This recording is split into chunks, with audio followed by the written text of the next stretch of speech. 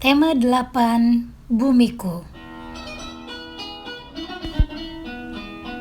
Mengidentifikasi isi puisi dan prosa. Hari ini kita akan mempelajari dua jenis teks. Teks pertama adalah teks puisi dan teks yang kedua adalah teks prosa. Simak dengan baik ya. Dengarkanlah puisi yang akan Mistina bacakan saat ini. Oke. Bumi rumahku. Karya Ratu. Bumiku yang indah nan subur, bumiku yang gagah nan luas. Betapa agungnya Tuhan menatamu. Ucapan syukur mana lagi yang harus kulimpahkan? Bumi rumahku, bumi naunganku. Dengan segenap jiwa dan raga, aku akan selalu melindungimu dari perbuatan orang-orang yang tak bertanggung jawab. Hatiku tidak sejernih mata airmu. Pikiranku tidak seluas bentangan hutan dan bukit. Tetapi kami semua bersatu, berupaya menjaga kelestarianmu. Ya Tuhan, tiada lagi doa yang kuucapkan selain sehatnya dan makmurnya bumi ini, agar manusia senantiasa melangsungkan hidup tanpa adanya bencana.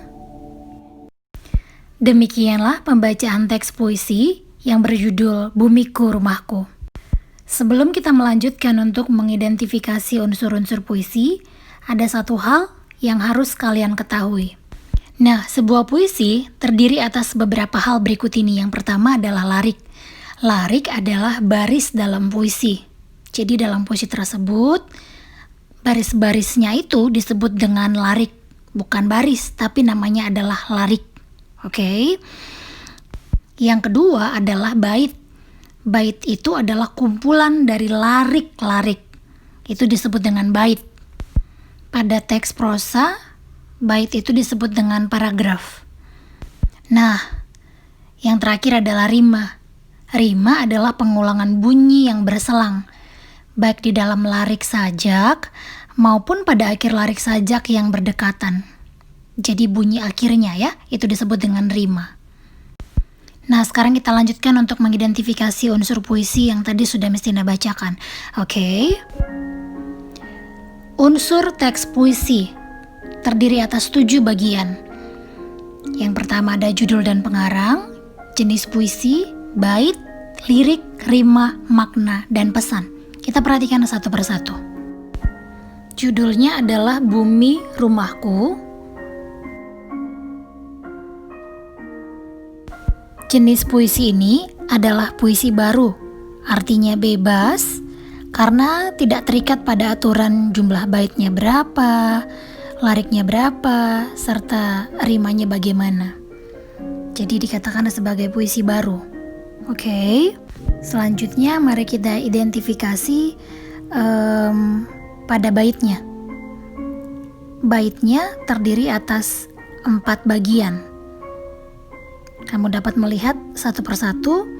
Ini bagian bait yang pertama, bait yang kedua, ketiga, dan keempat. Jadi baitnya ada 4. Di mana setiap bait terdiri atas 4 larik. Setiap bait terdiri atas 4 baris. Oke. Selanjutnya adalah makna dari puisi. Maknanya adalah bumi sebagai tempat tinggalku. Bumi sebagai tempat tinggalku. Hal ini dapat kita simpulkan dari lihat judulnya. Judulnya adalah Bumi Rumahku. Maka rumahku identik dengan tempat tinggal. Kemudian dikatakan pada bait pertama bumiku. Kemudian diulang lagi bumiku. Dan di bait yang kedua dikatakan bumi rumahku, bumi naunganku. Maka maknanya adalah bumi sebagai tempat tinggalku. Yang terakhir adalah pesan puisi. Pesan dari puisi ini adalah kita harus senantiasa mensyukuri dan menjaga kelestarian bumi sebagai ciptaan Tuhan. Biasanya pesan ini berbeda-beda dari setiap orang, tapi jangan terlalu melenceng jauh dari isi teks puisi ya. Nah, demikianlah pembahasan kita tentang unsur-unsur pada puisi. Kita lanjutkan pada bagian yang kedua, yakni mengidentifikasi unsur prosa. Bersiaplah untuk mengikuti bacaan ini dengan seksama. Aku, mereka, dan bumi. Hari ini aku berangkat ke sekolah. Seperti biasanya, aku berangkat ke sekolah menggunakan kendaraan umum. Jarak rumah dan sekolahku sebenarnya tidak terlalu jauh. Hanya saja, tidak dapat diperkirakan waktu perjalanannya. Hal ini disebabkan jalanannya yang kecil, melewati pasar, serta melewati beberapa lampu merah. Terkadang cepat, terkadang lama, karena macet. Namun, setiap hari pula aku sangat bahagia dan bersyukur tinggal di bumi ini. Setiap hari, aku bertemu dengan mereka, yaitu orang-orang yang memberikan pelajaran hidup yang sangat berharga. Banyak hal positif yang dapat aku ambil dari orang-orang yang ada di sekitar kita, terutama orang-orang yang naik kendaraan umum bersamaku. Dari mereka, aku dapat belajar cara bersikap rendah hati, tidak egois, dan kerja keras. Selalu ada cerita di setiap hari yang aku lewati bersama mereka, dari mulai cerita lucu, jengkel, haru, dan masih banyak lagi cerita-cerita yang sudah aku dapat dari orang-orang tersebut. Berkat mereka, aku selalu punya cerita yang dapat aku bagikan kepada teman-temanku. Tidak pernah bosan untuk selalu melihat keberagaman yang ada di muka bumi ini. Selalu indah dan nyata, itu yang aku rasakan sampai saat ini di bumi. Terima kasih bumiku. Nah, sekarang yuk kita identifikasi teks prosa berikut ini bersama-sama ya. Adapun yang menjadi unsur-unsur dari teks prosa adalah tema, tokoh, sifat tokoh, latar, serta pesan atau amanat. Oke, yang pertama, teks prosa ini tergolong ke dalam bentuk cerpen atau disebut dengan cerita pendek karena bercerita tentang kisah hidup seseorang ya. Selanjutnya, kita lihat untuk judulnya. Judul dari teks prosa ini atau cerpen ini adalah Aku, Mereka, dan Bumi. Selanjutnya adalah pengarang. Kalau kita perhatikan tidak ada nama pengarang pada teks ini, maka tidak perlu ya. Kemudian yang selanjutnya adalah tema. Temanya adalah rasa syukur aku yang tinggal di bumi. Aku di sini maksudnya si tokoh dalam cerita ya. Jadi si tokoh aku memiliki rasa syukur karena sudah dapat tinggal di bumi. Kamu dapat memperhatikan di paragraf kedua. Namun setiap hari pula aku sangat bahagia dan bersyukur tinggal di bumi ini. Kemudian di paragraf berikutnya dia juga menjelaskan hal-hal positif. Sampai di paragraf keempat tentang rasa syukurnya dapat tinggal di bumi. Maka itulah yang menjadi tema dari teks berikut ini. Selanjutnya tokoh. Siapakah tokoh dalam teks berikut ini? Tokohnya adalah aku. Coba kamu perhatikan, tidak ada nama di sana. Jadi jangan kamu katakan tidak ada tokoh dalam cerita tersebut. Tokohnya ada ya, hanya saja menggunakan kata ganti aku. Oke. Miss, tapi ada juga mereka. Kamu lihat saja yang paling banyak di situ siapa tokohnya. Setiap kalimat ada kata aku, dan aku. Jadi tokohnya adalah aku.